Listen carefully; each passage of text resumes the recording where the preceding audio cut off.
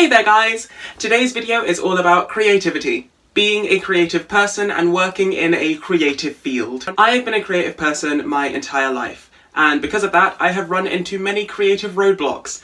Sometimes I get writer's block, sometimes I cannot figure anything out to draw, sometimes I can't write a song, and it is very infuriating. It's very annoying when you have a project and maybe you have a deadline to put this project out, but for some reason your mind has gone blank, you are frozen in your tracks, and there's this big period of time where you get nothing done, and it's very, very annoying.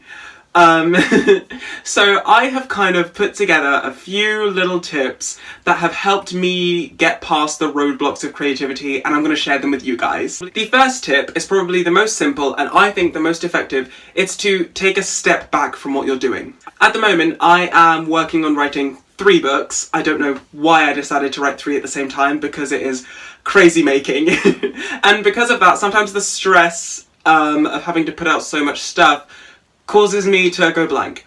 So what I'll do is I'll step away from the project and I'll do something else. I won't do anything that is related to the project. I won't write something else.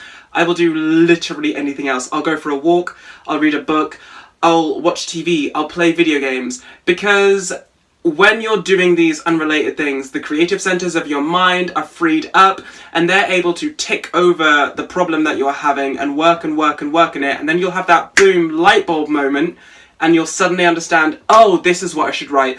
Oh, this is how I should do that dance. Oh, this is what I should paint. It's really helpful, because when you are trying to go up against a project again and again and again and again and again, after a while your brain just gets tired and frustrated. So give it a break, go do literally anything else, and I'm sure you will have a light bulb moment. The second thing I want to say is probably pretty obvious as well, which is to research your art.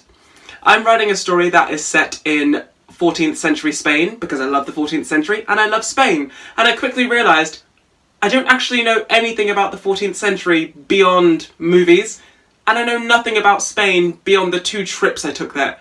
So I went down to the library, I did a crazy amount of research, I got every book I could get, and you'll notice that when you start researching things about your art or whatever field it is you work in, you learn so many different things that your mind is sparked with all of these ideas.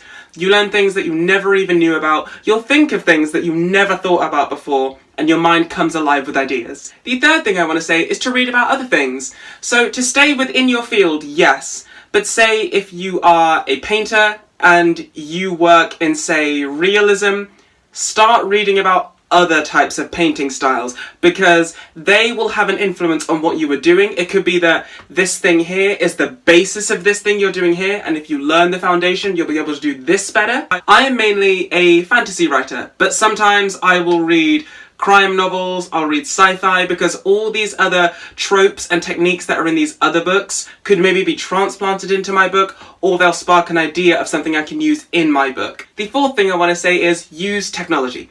It's 2019, we have a ridiculous amount of technology at our fingertips.